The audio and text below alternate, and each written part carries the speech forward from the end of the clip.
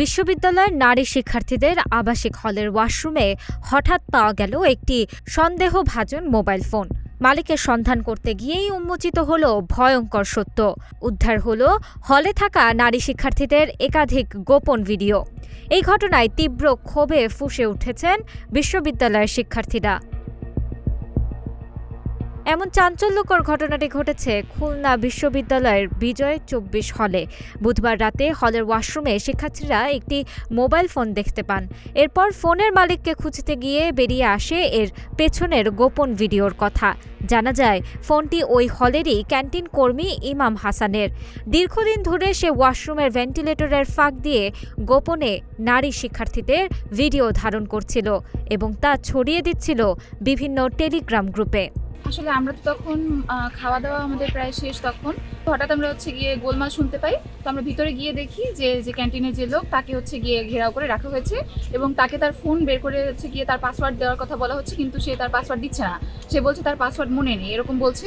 তো এক পর্যায়ে তাকে যখন একটু মারধর করা হয় তখন সে পাসওয়ার্ড দিয়ে দেয় এবং দিয়ে দেওয়ার পরে কিছু ভিডিও পাওয়া যায় এবং এরপরে সে বলে যে তার ভুলে ভিডিও হয়ে গেছে।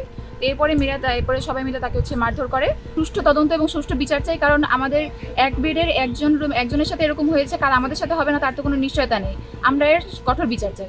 আমরা গতকাল রাত 10:30টার দিকে জানতে পারি যে আমাদের খুলনা বিশ্ববিদ্যালয়ে যে নারীদের 2টি হল রয়েছে তার একটিতে বিজয় 24 হল, সেখানে থেকে একজন ক্যান্টিন বয়, তো এই ছেলেটা ক্যান্টিন বয় যে মালিক আছে, ওই মালিকের আর কি ছেলে। সে দীর্ঘদিন ধরে ওখানে কাজ করে এবং দীর্ঘদিন যাবৎ মেয়েদের যে ওয়াশরুম রয়েছে সেই ওয়াশরুমে আর কি তাদের গোসলের ভিডিও তারা যা করতেছে সেগুলো আর কি সে করে। তো এক পর্যায়ে কালকে শিক্ষার্থীরা তাকে হাতে নাতে আটক করে এবং ঘটনাস্থলেই কিছু ভিডিও ফুটেজ পাওয়া যায়। আর এই বিষয়টা আমরা দেখেছি যে যারা এই সাথে জড়িত, যে দুজন ইমাম হাসান এবং তার ওয়াইফ যিনি আছেন, তার ওয়াইফ রীতিমধ্যে তাদের ভিতর কোনো অনুশোচনা বোধ নাই।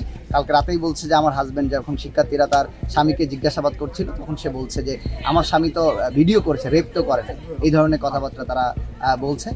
এই খবর ক্যাম্পাসে ছড়িয়ে পড়তেই শিক্ষার্থীদের মধ্যে তীব্র ক্ষোভ ও নিরাপত্তার আশঙ্কা তৈরি হয়। ক্ষুব্ধ শিক্ষার্থীরা তাৎক্ষণিকভাবে ইমামকে ধরে গণধোলাই দিয়ে পুলিশের হাতে সোপর্দ করেন। অভিযুক্ত ইমাম বর্তমানে পুলিশ হেফাজতে চিকিৎসাধীন রয়েছে। এদিকে নারী শিক্ষার্থীদের যৌন হয়রানি এবং এই বিষয়ে বিশ্ববিদ্যালয়ের প্রশাসনের উদাসীনতার বিরুদ্ধে চরম ক্ষোভ প্রকাশ করেছেন সাধারণ শিক্ষার্থীরা। ঘটনার সুষ্ঠু বিচার ও দোষীদের দৃষ্টান্তমূলক শাস্তির দাবি জানিয়ে তারা ক্যাম্পাসের সব ধরনের একাডেমিক ও প্রশাসনিক ভবন তালাবদ্ধ করে দেন। শিক্ষার্থীরা ঘোষণা দিয়েছেন, বিচার নিশ্চিত না হওয়া পর্যন্ত সব ধরনের ক্লাস, পরীক্ষা ও প্রশাসনিক কার্যক্রম বন্ধ থাকবে।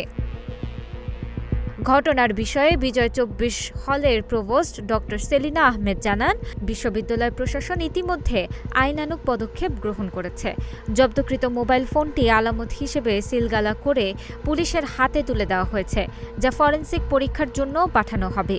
এছাড়া হলের কর্মচারীদের মোবাইল ফোন ব্যবহার নিষিদ্ধ করা হয়েছে এবং ক্যান্টিন পরিচালকের বরাদ্দ বাতিল করা হয়েছে।